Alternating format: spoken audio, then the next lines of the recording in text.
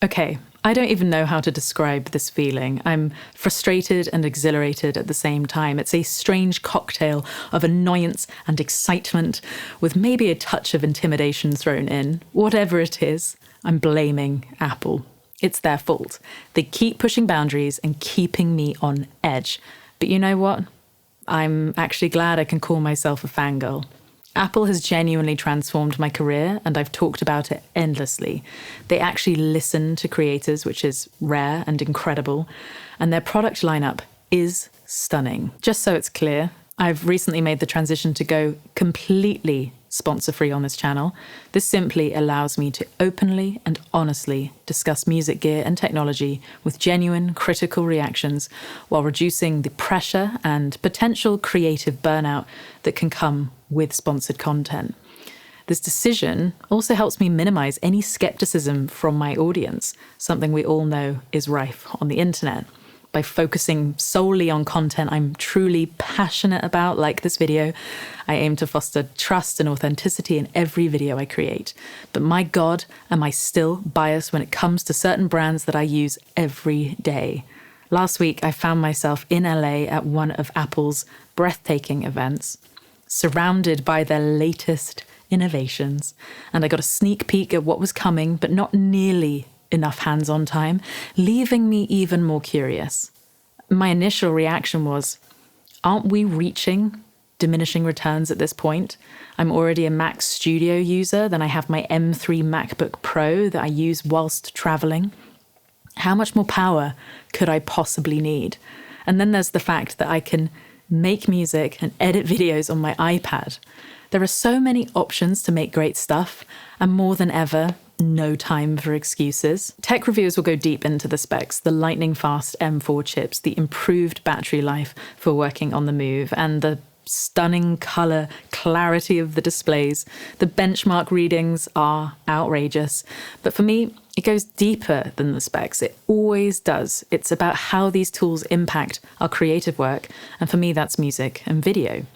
Take the Mac Mini's starting price, $599. That's an unbelievable amount of tech for students, beginners, or anyone stepping into the creative world. It levels their playing field, and it makes me reflect on how far things have come, even in just my short career on YouTube. There was a time when I believed my edge in content creation came from my souped-up computer, DSLRs, lenses, microphones, guitars, the investment I made in gear. But now I know better. Apple is out here filming keynote speeches on iPhones and letting their amazing innovations trickle down to entry-level price points, showing that the gap has truly closed. What strikes me most is the unexpected side effect of this tech revolution, the removal of friction from the creative process. Ideas have never been my problem. It's execution that can be tough. But now, with gear that keeps up with me, that gap is shrinking. No slowdowns, no waiting, no heavy breathing fans or overheating. Just me and my imagination flowing freely. This realization leaves me wondering, how can I push these tools further? How can I tell a better story, offer a fresh perspective, make something that doesn't look or sound like everything else? The bar has been raised, and I have to rise with it.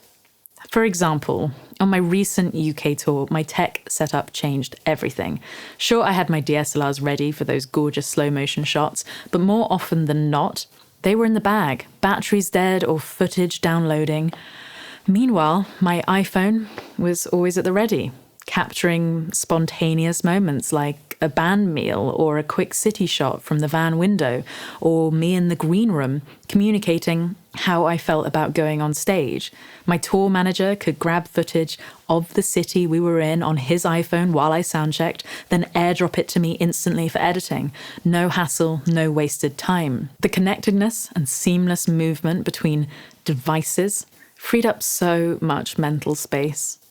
Long drives became productive with my MacBook in the back seat, listening to show audio from the concert the night before that had been recorded straight into Logic from the sound desk, or sending footage to my editor via a phone hotspot.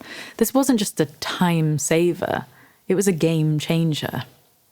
8 shows on that tour led to 10 videos and 500,000 views, all delivered within a month of the tour ending. That's what I want from tech in 2024. Tools that make me better at my craft, that eliminate friction, and elevate what I can achieve and help me work at a speed no one else works at. I love that Apple listens and goes beyond what I crave and desire, and that's powerful. For anyone out there doubting the ecosystem, you'll be left behind. So back to the latest Mac Mini. For the price, Apple has introduced what might just be the most unbelievably accessible personal computer out there. It's tiny, powerful, and tempting. I'll always have a special place in my heart for my Mac Studio. It's my desktop workhorse, literally designed and built for people like me. And realistically, I don't need to change. But here I am, torn between excitement and doubt over the Mac Mini. So yeah, I'm at war with myself. Apple is offering this level of capability at such an enticing price. And well, I'm kind of a lost little lamb. I haven't felt like this over a piece of gear for quite a while. In a fit of frustration, I even went to the Apple store at peak time to buy one, to test it out for myself. Could I really do everything I do in my day on one of these teeny devices? Could I max it out with my demands? I waited patiently, only to be told they'd sold out the night before. Of course they had. Of course they are that popular. Also, Mary, have you not heard of online shopping? Old school. I know. So for now, I'm not buying one for me. Instead, I'm actually going to buy one for someone else known to my Patreon supporters, someone creative and showing promise. There are rules and regulations, but for more information, head over there. The next generation is moving at lightning speed, and I want to support them however I can. And this is my way of just helping to lift up the next wave of creators and learn from them in the process. I don't want to become a dinosaur. I don't want to be left behind. And I'm getting into the Christmas spirit. So yeah, I'm feeling it all. Annoyance, excitement, and inspiration. Once again, Apple has helped me live up to my surname. So thanks for watching, and see you very, very soon.